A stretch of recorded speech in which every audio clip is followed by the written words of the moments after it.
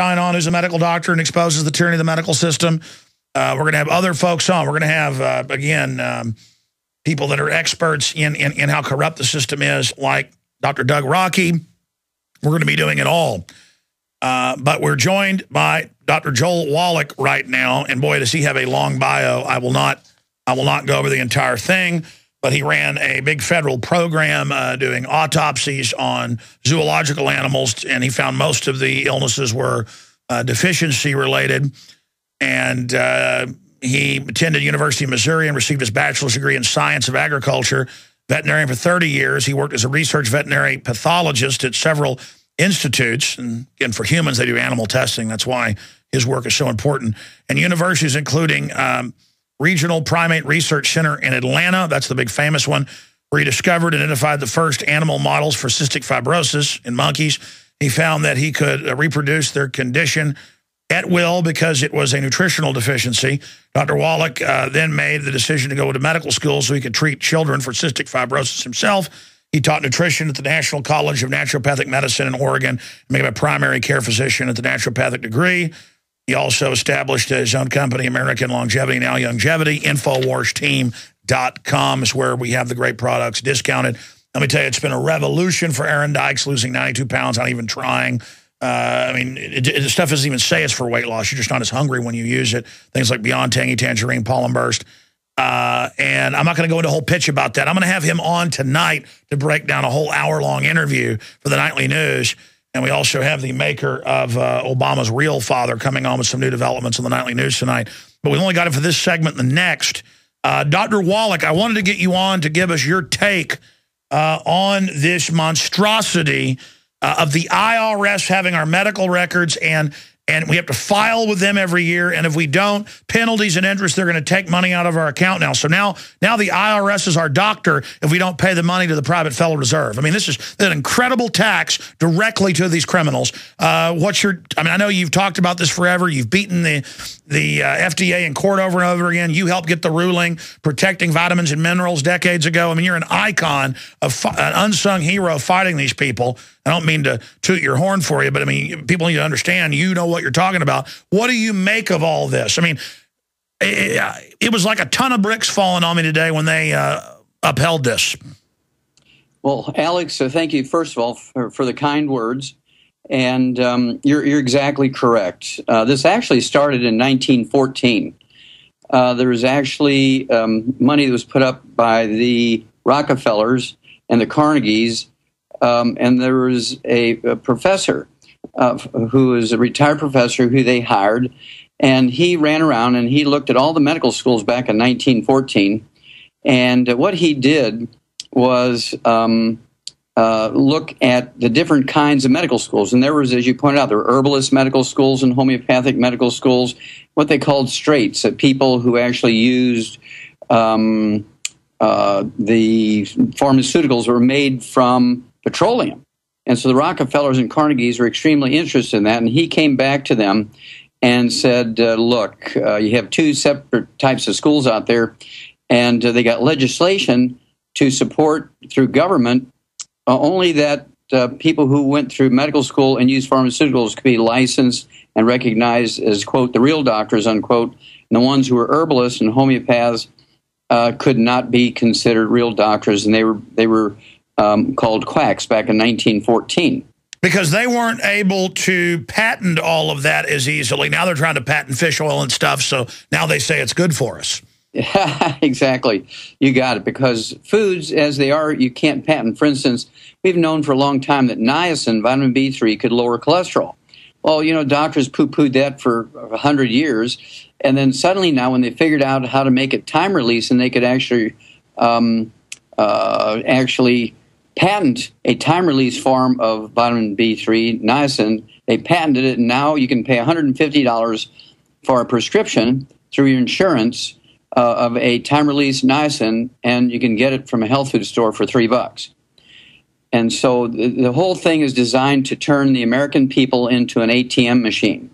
And if you look at this, Alex, and you pointed this out quite correctly, there's nothing that this healthcare law does in any way, shape, or form. There's nothing that it does for the patient. There's nothing that makes the patient's care better. There's nothing that makes the doctor use only procedures that work. All it does is find ways to tax everybody to pay the doctor.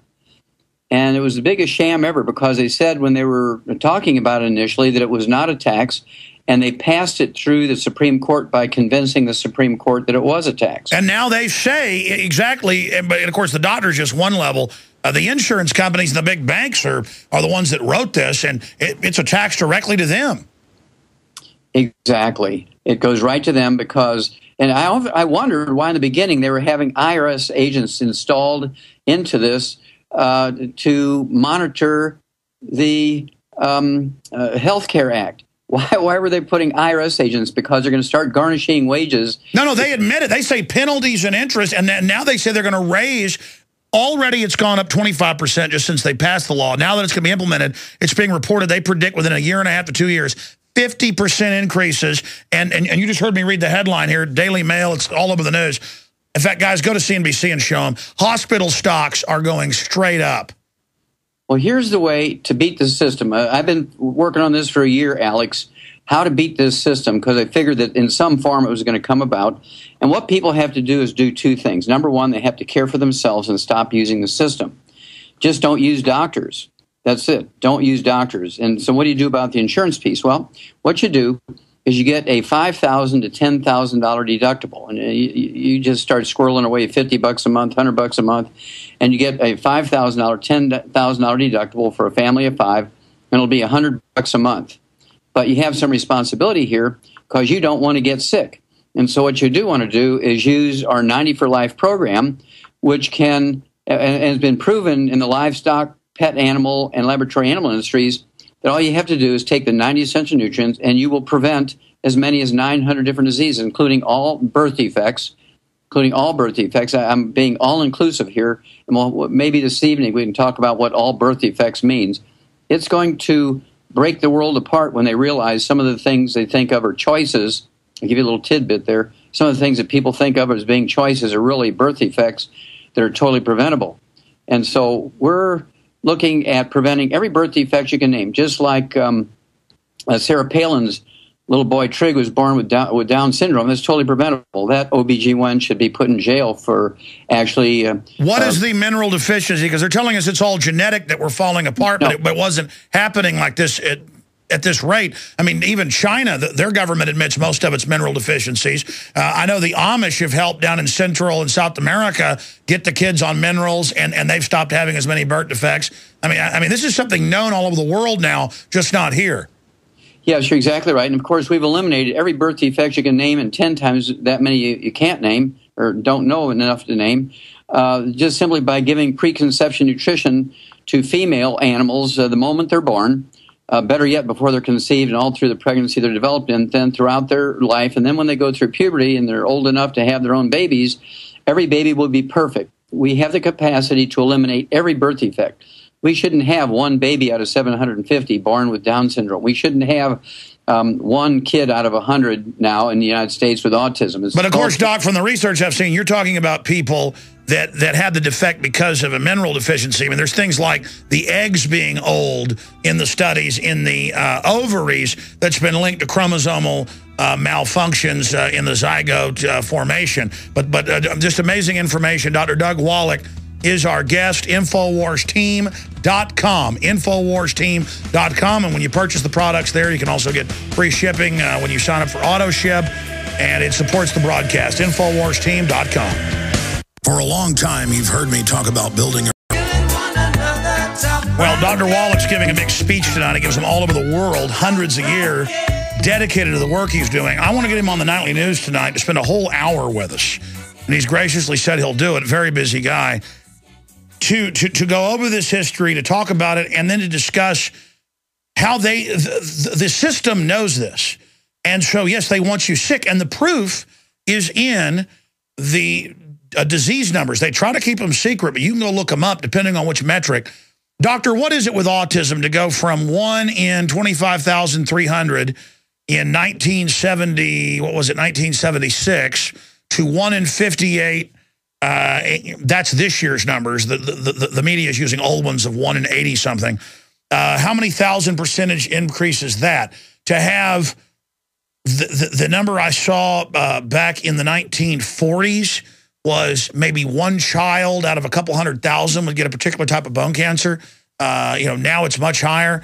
I mean, we're talking about huge increases in everything. What is causing that? You're saying from your zoological research, and this is the same thing I saw vets talk about, was minerals. Like, oh, those cows are calving, better give them these minerals, or they're going to be stillborn, or they're going to be deformed.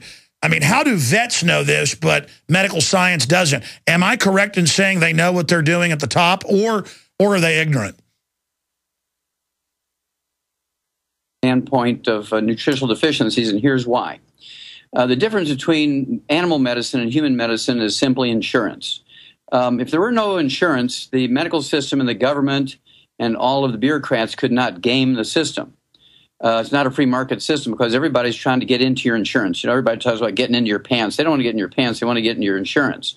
And so in the animal industry, there is no health insurance. And so a farmer doesn't have any way to pay for long-term health care of a pig that has bone-to-bone arthritis. He's just going to be bacon tomorrow. So if he's going to make money on that pig, he's got to bring that pig to market weight in a very economic way. And we've done that by eliminating 900 different diseases with vitamin and mineral supplements. And I've actually tracked the top 20 longevity cultures on Earth. It took 10 years of research. And basically the top 20 longevity cultures on Earth are all illiterate. They're all third world cultures. Not a single one of them is an industrialized nation. They have no private insurance. They have no government insurance. They have no hospitals, clinics, doctors. And yet they have 40 times 100-year-olds we do and live 20 years longer than we do in a healthful way. And you wrote a book on that, and we're going to talk about that tonight. In fact, I'm going to write a note on that because I always mean to really get into depth on those cultures because I've, in separate research, run into a few of those. Give us a couple of those cultures. Well, a couple that people might know about would be the Okinawans, and I'm not talking about the ones who live in Okinawa City and eat McDonald's and Kentucky Fried Chicken. I'm talking about the ones who live up in the mountains and still think the Second World War is going on. And they're putting their wood ashes into the gardens. And the wood ashes are not really wood ashes. They're the minerals that are left when you burn the wood for fuel. And by dumb luck, they live in a place that has the 60 essential minerals in it. The second place would be the Nicoyan Peninsula on the Pacific coast, which are the longest lived people in Costa Rica and Central America. And these people live to be an average of 92. It's just an amazing thing. They have 100-year-old out of 250 of their population, no doctors. They're totally primitive. But again, by dumb luck, they have all 60 essential minerals in their land. And when they burn wood for fuel, they put the wood ashes, which are really the plant minerals, into the gardens. They eat their tomatoes and corn and sweet potatoes, which then have the minerals in them. And they have all the nutrients they need. By contrast, we force grow things with NPK, nitrogen, phosphorus, potassium, which is all the plant needs to make maximum yields for the farmers. And doctors say, oh, don't supplement. You're going to kill yourself. Take our drugs. Well, you can't replenish your body. You can't rebuild your body. You can't maintain your body without nutrients. For instance, congestive heart failure, Alex, the most common cause of heart death in America, is a simple deficiency of a single vitamin. And I've gotten people off the heart transplant list by giving that single vitamin off of 27 prescription drugs and gotten them off the heart transplant list if they've been on there for 3 years in